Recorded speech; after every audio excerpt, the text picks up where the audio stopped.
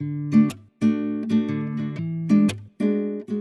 Idiotech, and this is my review of Polybridge for PC. The game retails for $11.99 US. Now, you may have seen mechanics like this before in games like Bridge Constructor. However, this game seems to have evolved that idea significantly and improved the visuals. There's also a ton of content, so instead of doing the review in a traditional way, editing things together, I wanted to actually demonstrate this game because honestly, that's the best way of showing you how it works. So let's jump in. We have a campaign mode. Now, this campaign mode is kind of cool. There's 100 puzzles overall, which is quite a lot when you consider how hard they get. I've completed the entire first section. I've also started to work my way into the second section. However, these levels are not unlocked as you progress. You can play any level you like in the entire campaign, which I think is a great thing. I don't see a reason to prevent people from trying other puzzles, and if they get stuck on one, they can move over to the next. Now, you'll see blue, yellow, and green sections here. What this indicates is that I've completed the puzzle, but not perfectly. The blue ones I've done correctly, the green and yellow ones I have not. So that's basically how that works. Now, before we actually jump into a game, I want to show you the other features. We also have Sandbox. Now, this allows us to build our own levels, and you can upload these to the Steam Workshop, which is a great feature and adds tons and tons of replay value. So if I want to add stuff to this level, I can just click on cars, for example. I can select a bus. I can drag and drop it onto the level. I can move it into place. That's where he needs to get. And then I can jump in and the person can start building a bridge immediately and things like that. So really cool system there. I had a bit of a play around with it. I think it's good. It's flexible enough and it offers enough depth for people to create some interesting levels. Let's back out of this. Next, we have the workshop. You can sort this by featured, popular, things you've created, all that. So that's really cool. It's nice having access to this in-game rather than having to leave the game and go to Steam to check that stuff out. We can look at the various levels that people have created. These are the most popular this week. We can go to the most popular of all time. Now, this game was out in early access for some time, so I imagine there's quite a lot of levels here that are older.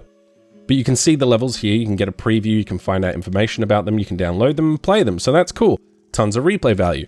Next, we have Gallery. Now, what this will do is show you the constructions that other people have made. Just a bunch of random ones from what I can tell. You can also view your friends. You can sort by most recent, based on budget, what kind of items they have, things like that. So yeah, nice replay system. It's good to help you if you get stuck on a puzzle. You can find someone else's puzzle and go, oh, okay, this level here, for example, 1-1, it'll give me a bunch of examples of what people did to solve that, and you can see the different creative and interesting ways people approach each puzzle. You don't have to do the same thing, which I kind of like. So let's jump in. I'll show you just a random level from back here. Let's go with a paddle boat drawbridge. Okay, so this is kind of a complex level, but that's a good idea to show you because it shows you some of the complexity. Also the hydraulic system, which is a new addition to this formula. So as you can see here, it says we got start, then the blue car will drive, then the hydraulics will trigger, then the boat will come through, then the hydraulics will trigger, and then the red car will come through. So it's kind of complex. Basically, we've got to get a car across first, then raise the bridge, let the boat through, lower the bridge, and let the other car get across. So we have various tools at our disposal to do this. However, in this level, we're restricted to roads, wood, and hydraulics. You can also get steel, rope, and cable. That's it in terms of the tools. You can also draw with this tracing tool, which is a really good feature, and it helps for speeding things up. So you can create curves and things like that with Bezier tools like this. So that's a nice feature. You can change it, lock it, flip it, do all that stuff. You can copy and paste. You can turn on and off the grid. You can also view stress visibility when you actually run the level. So they've kind of thought of everything. And the visual style in this game, while simplistic, I think works well for this type of experience. Okay, so let's start up by building a road. Now, the easiest way to do this, I should unclick that, is just to build a road straight across and then to reinforce that road. Now, what I'm going to do here is I'm going to build triangular structures.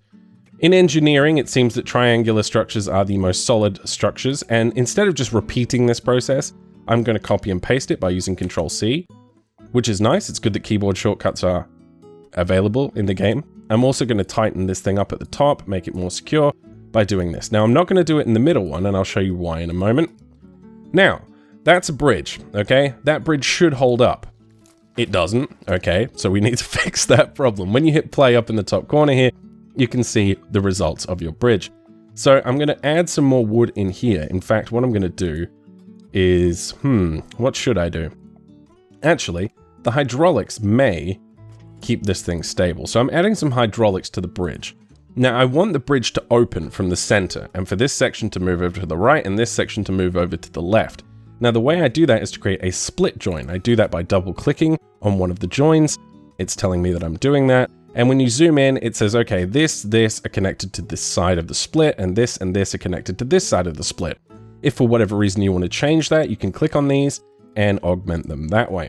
So what should happen now is the bridge should split in half, and the hydraulics hopefully will hold it together, but we'll see. So let's hit play. Okay, the hydraulics are holding it together. I'll toggle the stress. You can see the stress in various areas as the car crosses the bridge. Okay, so I screwed that up significantly, and my bridge is now going into the water. It may actually survive. I don't think so. I think the boat will destroy it. No. Okay, my bridge is an unusual, unorthodox bridge, but it does seem to be working. Apparently you can have a bridge that lowers into the water. And there you go. The red car is getting across. You can see the stress there. I completed the level. I actually did a reasonable job, which is surprising considering my bridge went into the water, but nevertheless, that's how it works. At the end of each game, you'll get these ratings. So basically, it tells you on a curve what your budget was compared to other people. So a very small number of people spent around 20,000, which was the budget for this level. And the goal is to try and create a bridge that is the most cost efficient, that is the least stressed, and has the least material footprint. So I actually did quite well there. There's a lot of people playing this game, so to get around 1700 is not bad. And you can see from the graphs here that I'm doing quite well as well. So I can reverse this process by dragging these hydraulics in different areas. So I can say, okay, instead of contracting, I want you to expand by 50%. So let's try that instead, just to show you what it was supposed to do. I'll also speed up the simulation, which you can do up here. Let's see if this actually works, or whether my original solution was better. Apparently my original solution was better. So lowering the bridge into the water was the best way of dealing with this for me, apparently. So they're the systems. Now I'll jump into a later level to show you some of the other mechanics. And let me just back out of this one. Let's exit. Okay, let's go to something more complex. Slanted drawbridge. So this is significantly more complicated. I have done this, so I do know how to solve it. I won't show you too many levels here because I don't want to spoil them for you. They are puzzles, and once you've completed them, that's kind of it. You kind of move on. I mean, you can replay things for the purpose of trying to get a better score on the leaderboards, which is nice because it does give you a reason to go back. And I do like the addition of the Steam Workshop feature. I think that's great. In terms of replay value, there's a ton here. Okay, so what I'm going to do is I'm going to build a steel bar. I'm going to take the singular rope I have and tie it down here to keep this stable. Then I'm going to build a road from here to here. I've already done this level, so I do know how to complete it. And then what I'm going to do is I'm going to split the bridge probably around here and try and pull it up. So what I need to do is I will stabilize the bridge also here to make sure it doesn't fall down. Then I will take my wood and I will draw my triangular structures to keep it nice and secure. Let's copy and paste that multiple times. Hang on. Yeah, I would like to copy and paste it, please. Thank you. So yeah, loads of features here. It's well thought out. The editor's nice. I like the fact that you build things in this sort of blueprint mode and then you switch into the real mode afterwards. It's a well-presented game. I should also talk about the music. It's not my personal taste, but it is well produced. It's a classical sort of country and western style guitar, and that's fine. You know, it's not personally for me, but it's well done. Okay, so what I'm going to do here is split the bridge in the middle, and then I'm going to, I think, try and connect this here and have it contract, which should pull it up and away. This might fail horribly, but let's give it a go. Okay, stress-wise, it's doing okay. Everything's green. It's getting a little yellow over here, but nothing major. Let's see if this thing holds up. Yes, it does. I love the addition of hydraulics. Compared to something like Bridge Constructor, this is way better in terms of its presentation, as you can see, in terms of the mechanics itself. It's a much better game, and that's to be expected, seeing as Bridge Constructor came out in 2013, and this game is clearly taking that game and trying to evolve upon it. So yeah, there's the level. I've completed the level, and we should see our leaderboard score in a moment. And that really is all the game. You can build bridges. They are more and more complex as you progress through the main campaign. You can download stuff from the workshop. You can make your own levels and upload them to the workshop. you can compete with your friends on the leaderboards, you can go back and try and do stuff again. And honestly, I didn't expect to enjoy this game as much as I have. I planned to maybe put 2 hours in, do a first impressions video.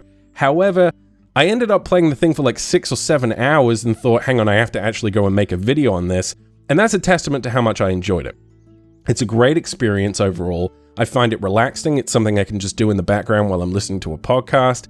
And it challenges me mentally, but it's also mechanically satisfying to build these bridges, and the art style and the music and all that stuff, the presentation makes the whole thing kind of a pleasant thing to do. So yeah, if you're looking for a puzzle game that revolves around the idea of engineering and bridge construction, I don't think you can go wrong with this one, honestly. For $12 US, I thoroughly recommend it. If you found this video helpful or useful in some way and you want to support this channel, please like, comment, share, and subscribe. And if you want to support the channel financially, you can do so on Patreon. You will find a link in the description for that below.